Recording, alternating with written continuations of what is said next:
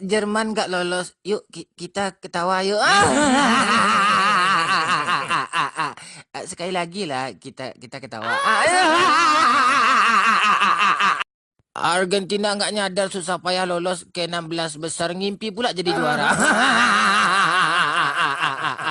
Iya juara sih, juara di Konami Cup. Argentina secara kualitas itu anak kecil juga tahu tuh, mainnya aja entah kayak apa kan.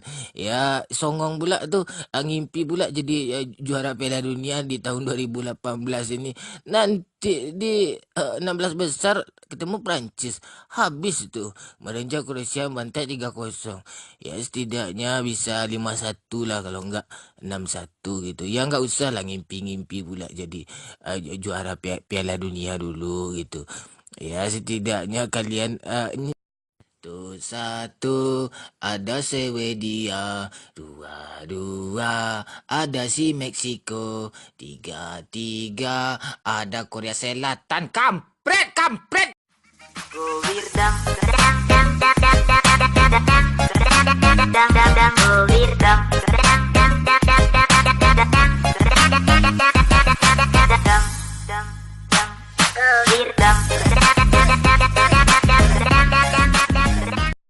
Anak kini kau sibuk malam nonton bola tau. Baju day taruhan tau. Mencari piti nak pandai minta piti kan.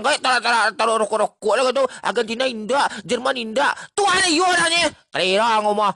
Amat lah bilang-bilang di rumah. Tak lah.